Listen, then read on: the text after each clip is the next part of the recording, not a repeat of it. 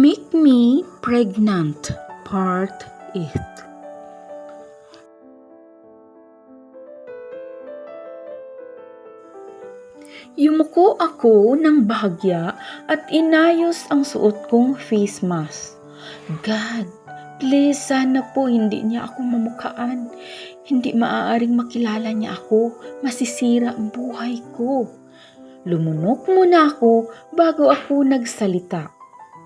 Alis na po ako. Kinuha ko ang mga gamit na ginamit ko, din bagya akong yumuko. Hintay, naramdaman ko ang pagdampi ng kamay ni Rare sa balikat ko, kaya napako ako bigla sa kinatatayuan ko. Po, pinilit kong huwag mautal pero nabigo ako. Hay self, bakit di ka marunong umarte? Mahuhuli ka niyan sa ginagawa mo eh. Nyo? Sobrang lamig ng boses niya na sobrang lalim. Bakit ang pugi pakinggan ng mga lalaking ganun? Oh, damn. No. I see. Inalis niya na ang pagkapatong ng kamay niya sa balikat ko. Kaagad akong umalis sa pwestong yun. Damn.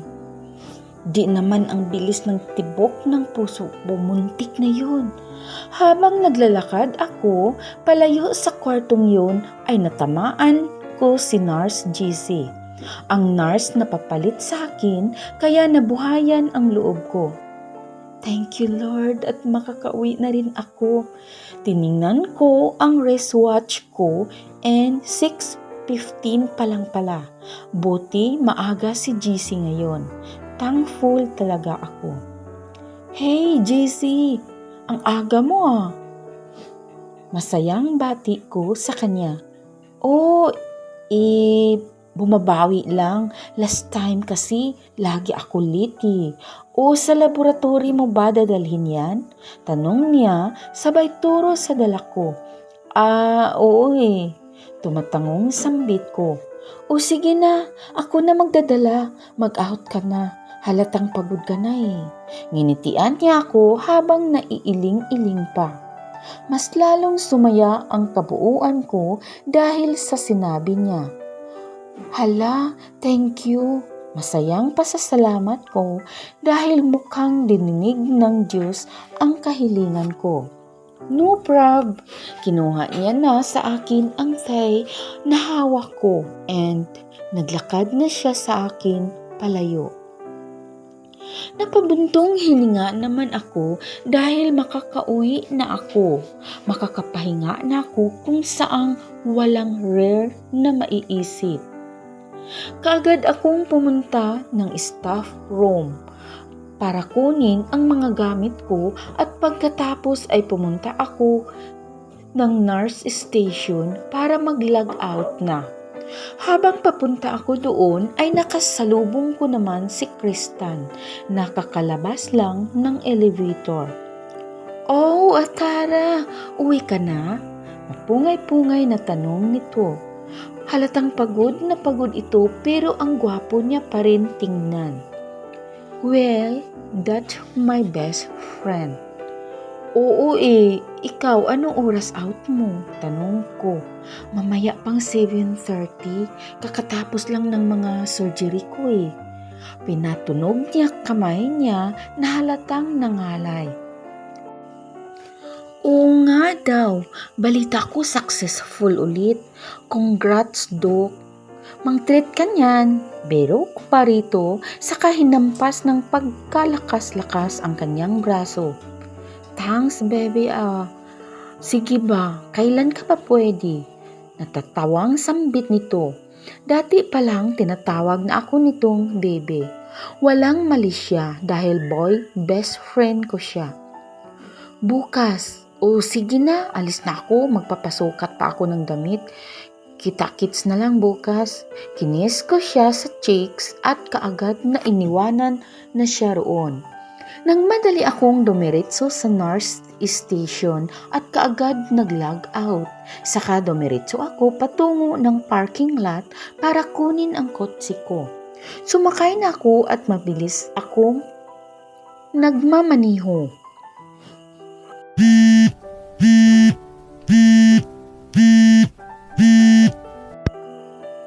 Mikey is calling. Sinuot ko ang earphone ko na nakakunik sa phone ko bago sinagot ang tawag na mula sa kaibigan ko. Hello? At, kamusta naman sa pagbabalik trabaho mo? Nakita mo ba siya? Si Rare ang tinutukoy niya. Sinabi ko na kaagad sa kanya nung araw na nalaman kong si Rare ang doktor na galing ibang bansa at simulan noon, bukang bibig niya na ang tadhana na raw ang naglalapit sa amin. Posible raw na si Rare ang forever ko. Lol. Fuck. Forever lang wala ako. Paki doon. Hindi totoo yun. Buong araw ko na sana siyang di makikita dahil successful yung pag-iwas ko sa kanya, pero before akong mag-out nakita ko siya, ang sobrang lapit naman, and kinausap niya pa ako. Naka-face mask ako noon. Sobrang kabakuki. Grabe. Ano sinabi sa'yo? Tinanong niya kung bago ba raw ako doon sa hospital. Sabi ko hindi. Napabuntong hininga pa ako at inalala ang mga senaryo kanina. Hala, panigurado na mukhaan ka noon. I mean, nabusisan. Hindi pwede yun. Frustrated kung sambit. Nakakainis naman kasi si Tadhana eh. Kala niya maganda pa yung ginagawa niyang pang-aasar sa akin. Pwede yun, Atara. Kahit ako naman siguro eh. Hindi ko makakalimutan ang babaeng desperada na magpabuntis sa akin. Natahimik naman ako sa sinabi niya kasi na-realize ko na tama naman siya. Kung mga taong desperadong awayin ako dati, natatandaan ko pa. Iwan ko ba kasi sa'yo, Atara? Kung gusto mong magkaanak, dapat yung anak mo kailangan magkaroon ng kumplitong pamilya. He or she needs a father who will protect them. Napangiwi na lang ako at napasuklay sa buhok ko gamit ang kamay ko. No, I can protect my child naman eh. I can hire a guards. Giit ko pa dahil ayoko talaga magkaroon ng kahit anong relasyon sa kahit kaninong lalaki. Lalong-lalo na sa makakabuntis sa akin. Iba kasi yung tatay, Atara. Ibang-iba. Princess or prince deserve to have a king in their life. Mikey kasi, hindi ko siya gusto or mahal. Mahirap pakitunguhan kapag ganun. Ikaw na rin naman nagsasabi, hindi ba? And isa pa, ang kapal ng mukha kong magpabuntis, tapos ipapaako ko lang sa kanya. Paano kung may girlfriend o asawa na pala yun, diba? Ayoko na siyang ma-stress dahil ako lang may gusto nito, diba? Tama naman, maganda ang magiging desisyon ko para sa kapakanan niya rin naman ang ginagawa ko. Ayoko na siyang mag-isip ng kung ano-ano at problemahin tong magiging anak namin dahil ako lang may gusto nito. Ngayon mo lang ba naisip na posibleng may girlfriend or baka asawa na yang Rare pagkatapos mong magpapabuntis sa kanya? Malaking gulo kapag ganun. Estupido, Atara. Pinaikot ko ang mata ko kahit hindi niya naman makikita. Kaya nga hindi niya na ako kailangan makita or malaman nito na buntis ako para walang gulo. Gets mo na? Wow, Atara, grabe. Yang mindset mo ha? Grabe. Napaka-imposible yung hindi kanya makikita, pero ito pa. paano naman kung wala siyang girlfriend or wife? Paano kung gusto kanya panagutan? Paano kung willing kanyang mahalin? Paano yun? Gusto mo pa ba yun? Matutunan mo naman siyang mahalin.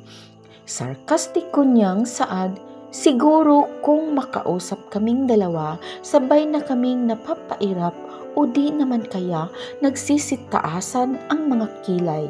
Hay, iwan ko sa'yo. Mamaya na lang, nandito na ako sa butik. Babast, love you. Inalis ko ang earphone na suot ko sa kako pinark ng kotse. Bumaba ako ng kotse ko para pumasok dito sa loob ng hotel venue.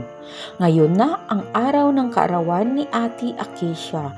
Labag man sa loob kong dumalo rito pero wala na akong choice. Tiningnan ko ang orasan. It's already 8:20 p.m. Kanina pang 7:30 nag-start ang party and ito ako, kadadating lang. Late ako pero I don't care. Pasalamat pa nga sila dumating ako sa party nila. Oo nga pala, nakasuot ako ng black matte dress, backless. Bahagya rin naka-reveal ang cleavage ko. Wait, I'm so chicks. Pagpasok ko sa hotel ay inassist din ako kaagad ng isang babaeng staff. This way po, ma'am. Taas noo akong naglakad papunta sa garap ng isang malaking pinto. Nung nakarating na ako ay agad nila itong binuksan at ako naman di na nagpatumpik-tumpik pa. Pumasok na ako sa loob ng maraming nagsitinginan sa akin, including Mom, Dad, Ate Acacia, and si Chari. Nginitian ko sila ng matamis. Wow, plastic. I know, right? Hindi ko sila pinuntahan dahil dumiretso ako sa table ni na Mikey. Napatingin naman ako sa mga kalapit table namin dito at nakatingin nga sila. Napairap na lang sa kabinaling muli ang tingin kina Mikey. Hey, si ate mo papalapit dito oh. Ginusuan ni Prince ang direksyon ni Ate Acacia and he's right. Papalapit nga siya rito. I'm glad you came. Kala ko di ka napupunta eh. Nakangiting sambit ni Ate Acacia. She looks so gorgeous today. Gusto ko umirap pero huwag na lang. Birthday niya naman. Gift ko na yon. Yeah, right. Happy birthday. Walang ganang sambit ko. Thank you, at. Akmang yayakapin niya ako pero pinigilan ko na siya. Hey, tawag ka na ni Char. Mag-a-announce na ata kayo. Malamig kong sambit. Ngumiti na lang siya ng mapait saka tumango din bumalik na lang siya sa table nila. Nag-roll eyes ako at binalik ko ang tingin kina Mikey and Prince. You're so mean, at. Dapat niyakap mo na lang siya. Total birthday niya. Kunot noong sambit ni Mikey. Na, ayoko. She's plastic. And I'm hot. Baka masunog pa siya ngayon, birthday niya. Umiiling at nakangisi kong sambit. Still, at, di mo pa rin napapatawad ate mo? Tanong naman ni Prince, kaya natawa ako ng sarkastiko. Na, I already forgive her. Matagal na, but di ko na kaya ibalik yung dati naming samahan. Mapait kong sambit at nagkibit balikat na lang. Masakit na idulot niya pati na rin ni Chari sa akin. Ladies and gentlemen, it's time for us to know the announcement of Mr. and Mrs. Aguilar. Once again, let's welcome the birthday lady and her husband. Give them a round of applause. Hindi ko pinansin ang mga sasabihin dahil nakaka-bored lang. Mikey, kumain na ba kayo? I asked. Yes, kanina pa, sagot ni Kina. Nakatingin ngayon sa stage kung nasaan sina ate. I'm hungry. Nakanguso kong sambit. Pakuha na lang tayo. Hey, waiter! Tawag pansin ni Prince sa staff. My wife, Akisha, is 7 weeks pregnant. Rinig kong masayang announce ni Chari. Dahilan kaya nagpalakpakan naman ang mga tao. Bilis kumayod nitong si Chara. Nakadalawan na nga. Ikaw, Athara. Nga. Ha ha ha. Pang-aasar ni Mikey, kaya nginisian ko lang siya. Magkaanak din ako. Malapit na. Wala naman ng boyfriend si Athara, labi. So what do you expect? Diba talagang nganga pa rin si Athara? Siguro kapag mag-asawa na rin siya, baka dun mabilis din sila kumayod. Lol.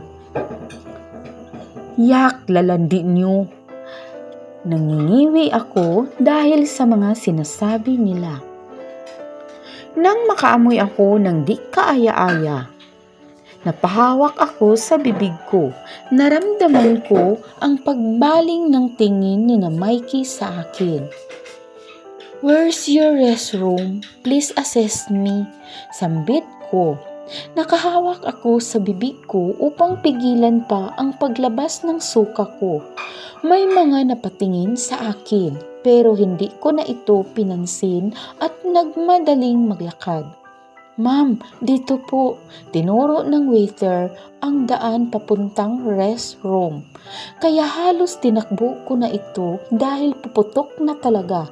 Pero biglang may bumangga sa akin. Kaya napaupo ako at napayuko. Di ko na napigilan ang aking sarili at nasuka na ako sa harapan nito. What the hell? Are you okay, miss? Parang biglang gustong bumalik ng sinuka kong sikmura ko nang marinig ko ang pamilyar na boses ni Yun. Fuck no! Si Rare. Boses ni Rare to. Yumuko pa ako at humanap ako ng tiyempo na makatakbo palayo doon. At nung makahanap na ako ay tinulak ko siya at kumaripas ng takbo. Imagine, nakatakbo ako habang naka-heels. Amazing. Hey, miss! Nagmadali akong tumakbo at nung namataan ko na ang restroom ng babae ay kaagad akong pumasok doon. Hiningal-hingal ako habang nilock ko ang pintuan ng restroom. Bakit siya nandito? He is invited? What the F? Bakit ganun? So, ini-invite ni ate ang first love niya or ex niya? For what reason? Just fuck. Anong gagawin ko? Baka sumunod pala siya. Baka nasa labas siya. Bakit nandito siya? Bakit lagi na lang nagtatagpo ang landas namin noon? Hindi ko padala yung phone ko. Naghilamos ako ng mukha, simple lang naman make-up ko and it's waterproof, kaya di pa rin siya nabubura. Tadhana, ano ba talaga plano mo sa akin? Pinapahamak mo naman ako eh. The Morena, ayaw ko siyang makita. The more naman na lagi mong pinagtatagpo landas namin. Tumutulala ako sa salamin ng mahigit 20 minutes bago biglang may kumatok sa pinto. Hey, Athara! Rinig kong tawag mula sa labas ng restroom. Mikey! Open this door, Athara. Wala bang ibang tao dyan? Kinakabahan kong tanong. Wala, why? Binuksan ko kagad ang pinto at hinila siya papasok sa loob. Okay ka lang ba? Ha? Nag-aalalang tanong ni Mikey. No, hindi. Nandito si Rare. Nakabanggaan ko siya sa harap niya pa mismo ako nasuka. What? Seryoso ba yun? Ano sabi niya? Buti na lang nakayuko ako noon tapos tinakbuhan ko siya. Tinawag niya ako pero dinidiritso ako sa pagtakbo. Ayoko lumabas, baka nasa labas pala siya. Tapos nakita niya ako. Idi sayang effort ko sa pagtakbo, diba? Ayoko na bumalik doon, baka nandun si Rare. Paano nandito? Kasi yung lalaking yun, ini-invite siya ni ate mo. Diba sabi mo sa akin ex siya ng ate mo? Oo, baka siguro. Ano nang gagawin natin ngayon? Ganito, diretso ka na sa labas, then punta ulit ako dun sa party para kunin yung phone and bag mo, okay? O sige, doon ako pupunta sa parking lot, sasakay na ako ng kotse. Sige, tara. Si Mikey ang nagbukas ng pintuan ng restroom, then luminga-linga siya para makumpirma kung may tao ba. Tara, walang tao. Naunang lumabas si Mikey, kasunod ako. Binilisan namin ang paglakad at sa kasamaang palad ay may nasalubong kaming alagad ng magulang ko. Ma'am Atara, hinahanap ka po ng mommy and daddy niyo.